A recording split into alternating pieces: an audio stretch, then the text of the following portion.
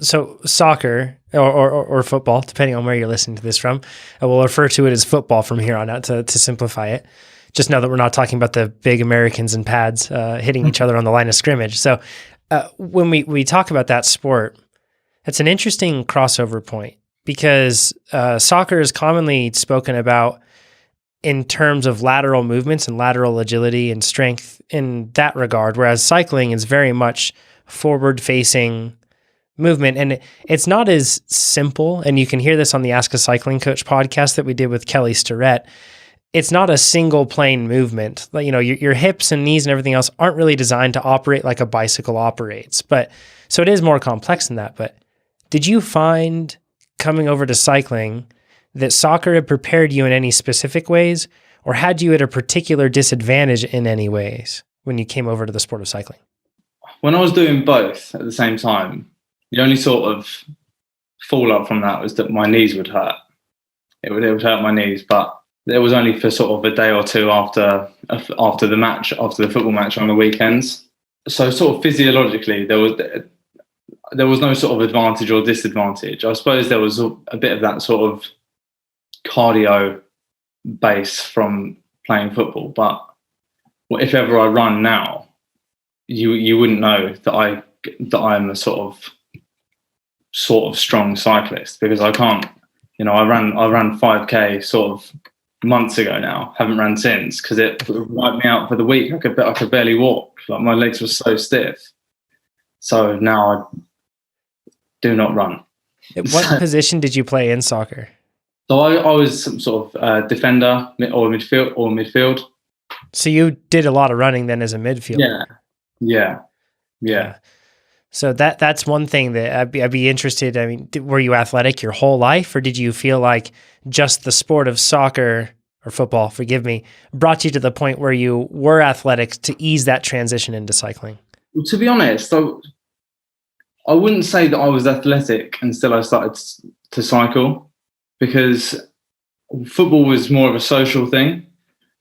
And it was a good way to sort of see my friends every weekend. And we were the same group of guys. We've been playing for over 10 years now. But I sort of stopped playing. I feel like I could play football for the rest of my life every single day and not get better. But when I started to cycle, I was getting better quickly. So I was just like, this is a no-brainer for me. It's time to stop football, because I'm not good. We played sort of at a very average standards, and I was far from a standout player in our team. So I was just had to let it go, because I was just getting so much more sort of, even not that I was competing cycling, but I was getting so much more personal satisfaction out of it because I could see improvements. Yeah, and that was before TrainerRoad or anything like that. I was just getting faster on the bike just by sort of commuting and riding on the weekends. Did the social component play into it at all as well? You mentioned that you had this social kind of group with football, and then going over to cycling, your peers and everything else cycled. So was that an easy transition as well? Well, none of the football guys cycle. I've got other friends in other sort of groups that cycle, so I cycle with them. But it wasn't a huge sort of social. It wasn't the social side that drew me to it. The social side came later, I'd say. So the big draw really was the fact that, like, you could see that you were getting better at something, and I understand that. That's addicting, because improvement, I feel like that's probably hard coded into each one of us. We just love improvement in many different regards. And so with cycling in particular, you can see that as you're able to, like you mentioned, even pre-TrainerRoad, just do more miles or cover them quicker, or just any number of different ways you can measure it. So what brought you to the point where you're riding bikes casually on the weekends and that sort of a thing, riding with groups every once in a while? What made you get to the point where you wanted to actually train for something? And that's probably our doorway into TrainerRoad. Well, I joined a gym, and I didn't join the gym for cycling. I just sort of put on a bit of weight, and it was time to join the gym. And they had watt bikes at the gym, and so I was training. I was sort of drawn to those because I'd never trained with power, and sort of everywhere you read, it's power is like the one. If you want to take training seriously, power is, you need to know your power. Once I sort of saw all the numbers in front of me, it makes it very clear, and you can track everything so clearly. There's no guesswork, and you can see that progression in black and white. And that sort of, that analytical side was quite attractive to me. So after sort of using the Watt Bike, so the Watt Bike has an app which is okay, but you need to buy a Watt Bike to use it. Sure. So after sort of, and the gym membership was fairly expensive. So I just thought I wasn't lifting weights, I wasn't doing anything else. I was cycling to the gym to cycle on the Watt Bike. I need to sort of streamline this a bit. So what was your starting point? At this point, you had already been cycling for a decent period of time.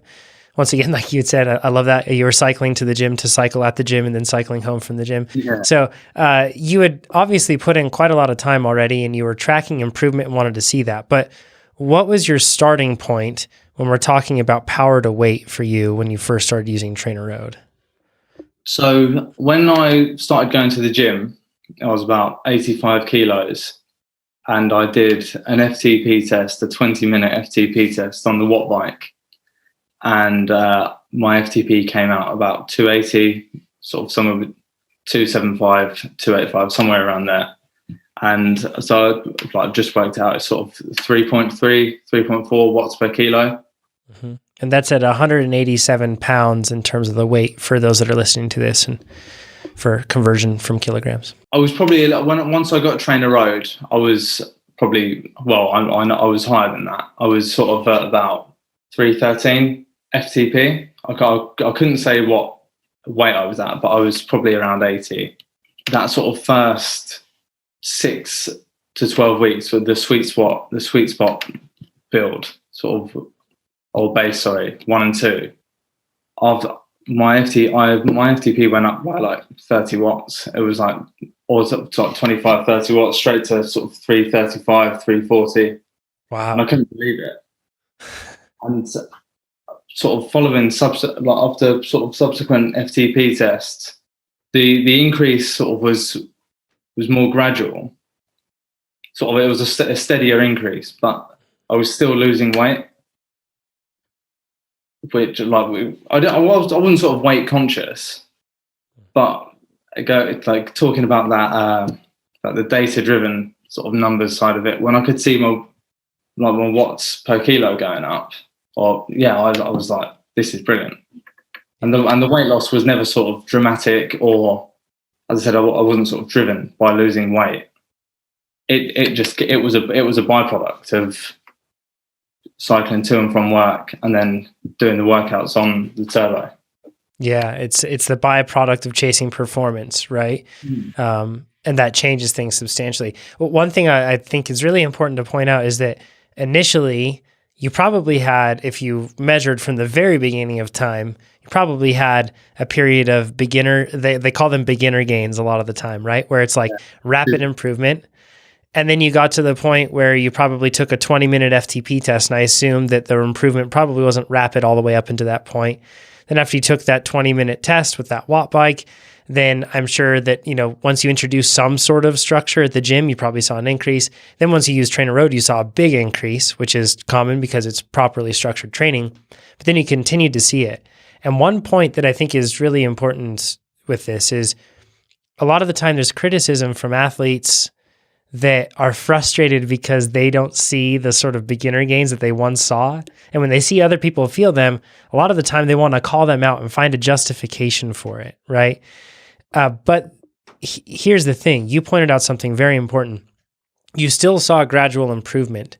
What sort of improvement was that like? So you had your beginner gains where you spiked up again. And then thereafter you started to see power improvement. You still saw it. It just wasn't quite on the same level. So can you put that into context for us in terms of like how much were you seeing over 6 months or a couple months? How many watts did you go up? So I think I got my turbo trainer in September 2019, and I think the highest FTP. So at that point, I did a sort of the ramp test, and I think I got sort of 330, like a month or two after using it. And then the highest that I ever got was 358 in March of this year. Wow. And that was sort of, I mentioned before, I think I was overtrained at that point, because I've got an injury shortly after. Like I was so, because it was all really new to me, so I was almost obsessive. Like I loved it. I'd never miss a sort of a workout on the calendar sort of thing. And I remember there was one that I couldn't do, and I was straight on the forum. Has anyone had problems with this workout? And someone responded to me. He was like, your progression isn't going to be linear for the rest of time. There will be a workout that you can't complete, and your FTP will go down. It's just it's going to happen. So don't sort of beat yourself up because you didn't do this one workout sort of thing. That's cool. Good on them.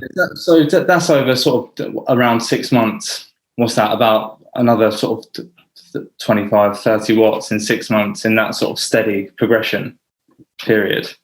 If you like this video, make sure you give us a thumbs up.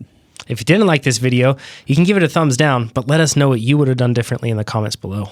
If you want to see more of these videos, make sure you subscribe to our YouTube channel. And if you want to become a faster cyclist, check out TrainerRoad.com.